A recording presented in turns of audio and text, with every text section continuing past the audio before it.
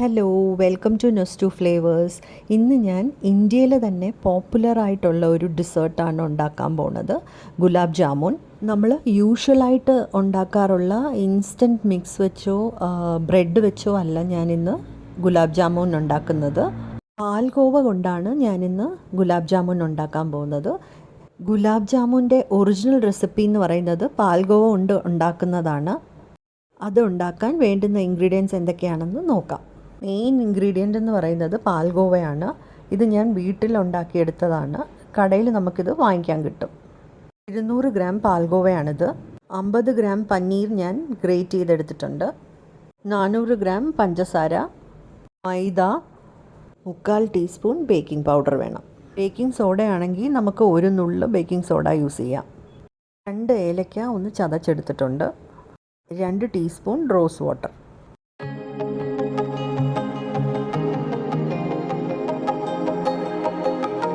ഇനി പാൽഖോവ വീട്ടിലെങ്ങനെയാണ് ഉണ്ടാക്കിയെടുക്കുന്നതെന്ന് നോക്കാം.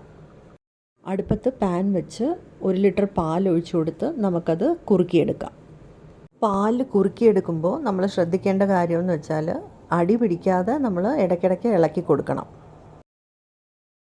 നമ്മൾ പാൽ യൂസ് ചെയ്യുമ്പോൾ ഫുൾ ഫാറ്റ് മിൽക്കാണ് യൂസ് ചെയ്യുന്നതെങ്കിൽ നമുക്ക് കൂടുതൽ ക്വാണ്ടിറ്റിയിൽ പാൽഖോവ കിട്ടും. അതുപോലെ തന്നെ നമ്മൾ പാൽഖോവ ചെയ്തെടുക്കുന്ന അന്ന് തന്നെ ഗുലാബ് ജാമുൻ ഉണ്ടാക്കാൻ നോക്കുക. റെഫ്രിജറേറ്റ് ചെയ്തിട്ടാണ് നമ്മൾ ഗുലാബ് ജാമുൻ ഉണ്ടാക്കുന്നതെങ്കിൽ ജാമുൻ ഹാർഡാവാനുള്ള ചാൻസസ് കൂടുതലാണ്.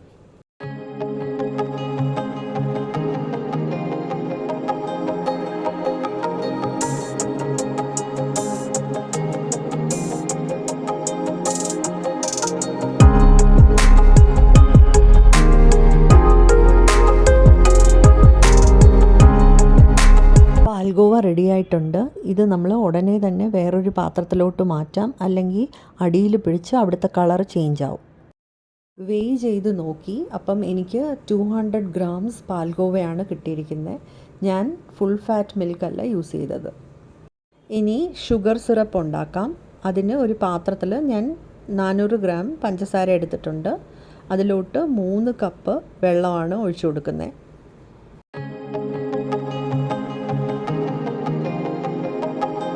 ഇനി ഇത് അടുപ്പത്ത് വെച്ച് പഞ്ചസാര നല്ലപോലെ അലിയുന്നവരെ ഇളക്കി കൊടുക്കാം. തിളച്ച് തുടങ്ങുമ്പം തന്നെ ഏലക്കയും റോസ് വാട്ടറും കൂടി ചേർക്കാം. ഇത് നമുക്കൊരു 5 മിനിറ്റ് തിളപ്പിച്ചെടുത്താൽ മതി. ഷുഗർ സിറപ്പ് ഒരുപാട് തിക്കായി പോയാൽ ഗുലാബ് ജാമുൻ ഷുഗർ സിറപ്പിനെ അബ്സോർബ് ചെയ്യില്ല. അതുകൊണ്ട് നമുക്കൊരു 5 മിനിറ്റ് ഇത് തിളപ്പിച്ചെടുത്താൽ മതി. ഇനി ഗുലാബ് ജാമുൻ്റെ മാവ് തയ്യാറാക്കാം. അതിന് ഞാനിവിടെ ഒരു പരന്ന ഒരു പ്ലേറ്റാണ് എടുത്തിരിക്കുന്നത്. അതിലോട്ട് ഈ പാൽഖോവ എടുത്ത് വയ്ക്കുകയാണ്. ഇനി ഈ പാൽഖോവ ചെറിയ പോർഷൻസ് ആയിട്ട് ഡിവൈഡ് ചെയ്ത് നമ്മുടെ കൈപ്പത്തിയുടെ ആ എൻഡ് വെച്ച് നന്നായിട്ട് റബ്ബ് ചെയ്ത് നല്ലപോലെ കുഴച്ചെടുക്കുക. പാൽഖോവയിൽ ചെറിയ തരി പോലെ കാണും, അങ്ങനെ ഉണ്ടാവാൻ പാടില്ല. നമ്മൾ ഇതുപോലെ തേച്ച് നന്നായിട്ട് ഒരു ക്രീമി ടെക്സ്ചറിലോട്ട് കൊണ്ടുവരണം. ഇത് കുറച്ച് പാടുള്ള പ്രോസസ്സാണ്. പക്ഷേ നമുക്ക് എൻഡ് പ്രോഡക്റ്റ് എന്ന് പറയുന്നത് ഗുലാബ് ജാമുൻ്റെ ടേസ്റ്റ് ഭയങ്കര എക്സ്ട്രോഡിനറിയാണ്. അപ്പോൾ കുറച്ച് നമ്മൾ മെനക്കെട്ടാലും കുഴപ്പമില്ലെന്നേ തോന്നുള്ളൂ. 20 മിനിറ്റോളം ഞാൻ ഇതുപോലെ കുഴച്ച് നല്ല ക്രീമി ടെക്സ്ചറിൽ നമുക്കിത് കിട്ടിയിട്ടുണ്ട്. 50 ഗ്രാം പനീറും ഇതുപോലെ തന്നെ നല്ലപോലെ കുഴച്ച് നമുക്ക് ക്രീമി ടെക്സ്ചറിലോട്ട് കൊണ്ടുവരാം.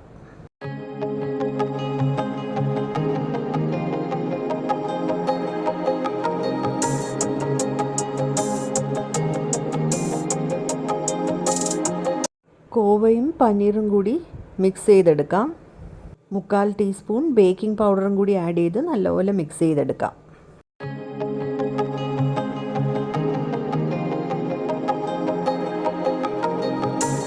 ഒരു ടേബിൾ സ്പൂൺ മൈദയും കൂടി ചേർത്ത് നല്ലപോലെ കുഴച്ചെടുക്കാം. കുറച്ച് പാലിങ്ങനെ സ്പ്രിങ്കിൾ ചെയ്ത് ഒന്നുകൂടെ നല്ലപോലെ കുഴച്ചെടുക്കാം.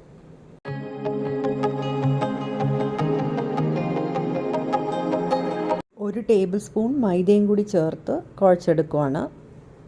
ഖോവയിലും പനീരിലും ഈർപ്പം കുറവാണെങ്കിൽ നമുക്ക് കുറച്ച് മൈദ യൂസ് ചെയ്താൽ മതി. ഞാനിവിടെ 2 ടേബിൾ സ്പൂൺ മൈദയാണ് യൂസ് ചെയ്തിരിക്കുന്നത്. എത്ര കുറവായിട്ട് നമ്മൾ മൈദ യൂസ് ചെയ്യുന്നോ അത്രയും സോഫ്റ്റ് ആയിരിക്കും നമ്മുടെ ഗുലാബ് ജാമുൻ.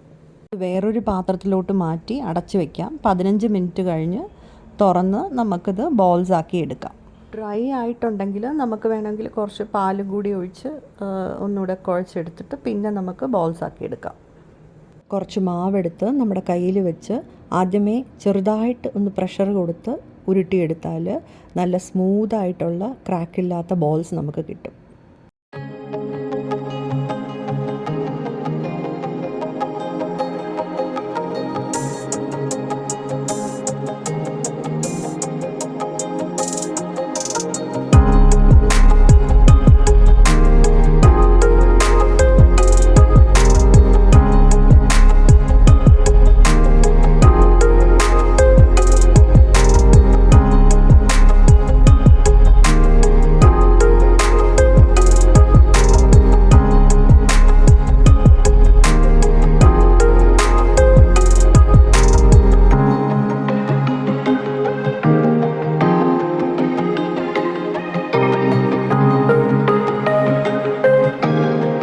നമ്മുടെ ബോൾസ് എല്ലാം റെഡി ആയിട്ടുണ്ട്. ഇനി നമുക്കിത് ഫ്രൈ ചെയ്തെടുക്കാം.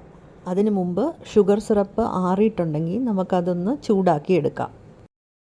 ചൂടാക്കിയ ഷുഗർ സിറപ്പ് ഞാൻ വേറൊരു ബൗളിലോട്ട് മാറ്റിയിട്ടുണ്ട്. അടുപ്പിൽ പാൻ വെച്ച് എണ്ണ ഒഴിച്ചു കൊടുക്കാം. എണ്ണ ചൂടാവുമ്പോൾ ഒരു സ്പൂൺ കൊണ്ട് ഇങ്ങനെ സർക്കുലർ മോഷനിൽ ഇങ്ങനെ ഒന്ന് കറക്കി കൊടുത്തിട്ട് പിന്നെ നമുക്ക് ഈ ബോൾസ് ഇട്ട് കൊടുക്കാം. അങ്ങനെ ഇടുമ്പം നമുക്ക് അത് ഈവനായിട്ട് കുക്ക് ആവുകയും ചെയ്യും. താഴെ പോയി സെറ്റിലായി താഴെ ഒരു കളർ ചേഞ്ച് വരുമില്ല. എണ്ണയിലിടുമ്പം തന്നെ ജാമുൻ്റെ സൈസ് വലുതാവുന്നത് നമുക്ക് കാണാൻ പറ്റും. മീഡിയം ലോ ഫ്ലെയിമിൽ വെച്ച് നമ്മൾ ഓരോന്നായിട്ട് ഇട്ട് കൊടുത്ത് ഫ്രൈ ചെയ്തെടുക്കാം.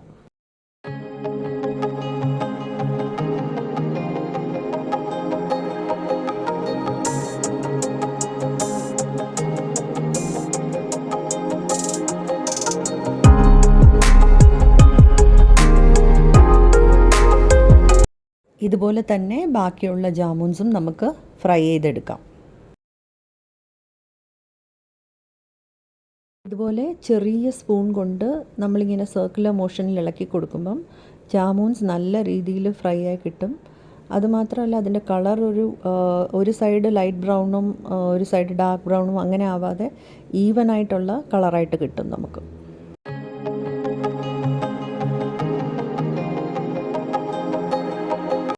ഒരു കാര്യം പറയാൻ വിട്ടുപോയി. നമ്മൾ ഈ ജാമുൻസ് ഫ്രൈ ചെയ്ത ഉടനെ തന്നെ നമ്മൾ ഈ ഷുഗർ സിറപ്പിലോട്ട് ഇട്ട് കൊടുക്കണം.